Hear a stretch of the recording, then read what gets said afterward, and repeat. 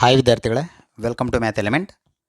2 ಅಂಕಿಯ ಸಂಖ್ಯೆಗಳನ್ನು ವರ್ಗಗೊಳಿಸುವಂಥದ್ರಲ್ಲಿ ಬಿಡಿ ಸ್ಥಾನದಲ್ಲಿ 9 ಇದ್ದಾಗ ನಾವು ಯಾವ ರೀತಿ ವರ್ಗಗೊಳಿಸೋದು ಅನ್ನೋದನ್ನ ನೋಡ್ತಾ ಹೋಗೋಣ ಮಕ್ಕಳೇ. ಒಂದು ಉದಾಹರಣೆಯನ್ನು ತಗೊಳ್ಳಿ ಮಕ್ಕಳೇ. 79ರ ವರ್ಗವನ್ನು ನಾವಿಲ್ಲಿ ಕಂಡುಹಿಡಿಯುವಂಥದ್ದನ್ನ ಉದಾಹರಣೆಗೆ ತೊಗೊಂಡಿದ್ದೀನಿ. 79ರ ಬಿಡಿ ಸ್ಥಾನದಲ್ಲಿರುವಂಥ ಅಂಕಿ 9. 9ರ ವರ್ಗ ಎಷ್ಟಾಗುತ್ತೆ ಮಕ್ಕಳೇ? 81 ಆಗುತ್ತೆ.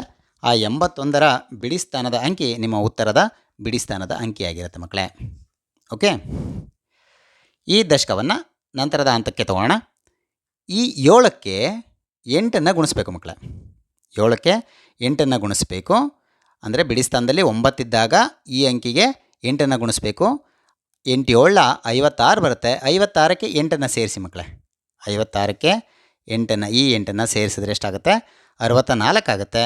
ಈ 64ರ ಬಿಡಿ ಸ್ಥಾನದಲ್ಲಿರುವಂಥ ಅಂಕಿಯನ್ನು ನಂತರದ ಹಂತಕ್ಕೆ ತೊಗೊಳ್ಬೇಕು. 4 ತೊಗೊಂಡಿದ್ದೀನಿ. 10ರ ಸ್ಥಾನದಲ್ಲಿ 6 ಇದೆ, ಅಂದರೆ ದಶಕ. ಇದು ಮುಂದಿನ ಹಂತಕ್ಕೆ ಹೋಗುತ್ತೆ ಮಕ್ಕಳೇ. ಈಗ 7ರ ನಂತರದ ಅಂಕಿ ಎಷ್ಟು? 8. 8 7 56 ಆಯಿತು. 56ಕ್ಕೆ 6 ಸೇರಿಸಿ ಮಕ್ಕಳೇ. 56ಕ್ಕೆ 6 ಸೇರಿಸಿದ್ರೆ ನಿಮಗೆ 62 ಉತ್ತರ ಸಿಗುತ್ತೆ. ಆ 62 ಇಲ್ಲಿ ಬರೀರಿ ಮಕ್ಕಳೇ. ಇದು 79ರ ವರ್ಗ ಆಗಿರುತ್ತೆ.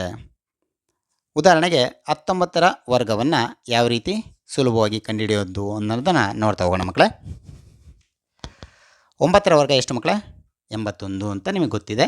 ಹಾಗಾಗಿ ಒಂದನ್ನು ನಾವಿಲ್ಲಿ ಬರಿತಾ ಇದ್ದೀವಿ. 9 81. ದಶಕ 8 ಇದೆ ಅಲ್ವಾ ಮಕ್ಕಳೇ? ಈ ಒಂದಕ್ಕೆ ಎಷ್ಟನ್ನು ಗುಣಿಸ್ಬೇಕು ಅಂತ ಹೇಳಿದ್ದೀನಿ? 8 ಗುಣಿಸ್ಬೇಕು. 8 1 8. 8ಕ್ಕೆ ದಶಕ 8 ಆ್ಯಡ್ ಮಾಡಿ ಮಕ್ಕಳೇ. 8 8 16 ಬರುತ್ತೆ. 16ರಲ್ಲಿ 6 ಇಲ್ಲಿ ಬರೀರಿ ಮಕ್ಕಳೇ. ದಶಕ 1 ಇದೆ.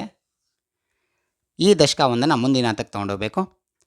1ರ ನಂತರದ ಅಂಕಿ ಯಾವುದು? 2. 2 1 2. 2ಕ್ಕೆ ದಶಕವನ್ನು ಸೇರಿಸಿ ಮಕ್ಕಳೇ. 2 1 3.